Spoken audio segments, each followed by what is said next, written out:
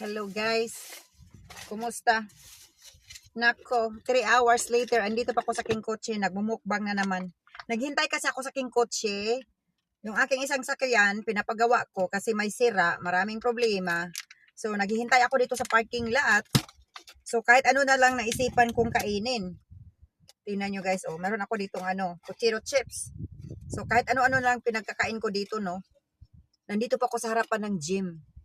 Hindi ako nagji-gym guys. Kumakain ako tuloy dito sa parking lot. Sa harapan ng gym.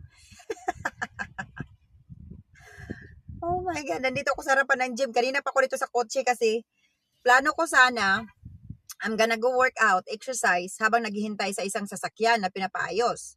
Pero ang ini-exercise ko ay pagkain. Ayun guys. Masyadong maaraw sa labas. Yung mata ko is ayan. Kumakain ako dito ng potato chips. So, magmumukbang na lang tayo dito guys. Habang naghintay ako sa aking sakyan, kain na lang ako ng kain.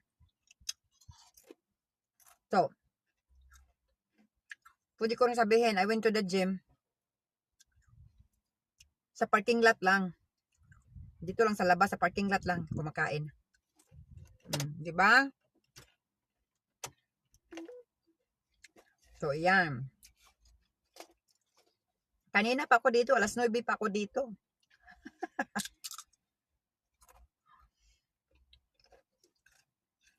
Nakadalawang kain na ako dito, guys.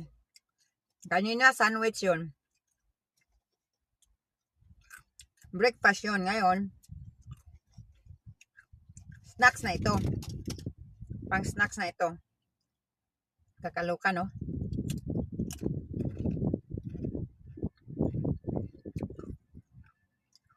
Snacks na to, guys. Tapos, mayroon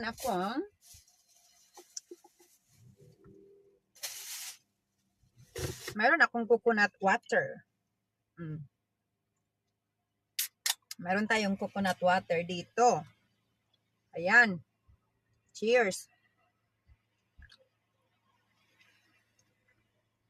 This is how I called working out. Ito yung working out ko. Kain ng kain sa kotse. Sa harapan ng gym. So, I can still say that I went to the gym. Let's eat guys. Kain tayo.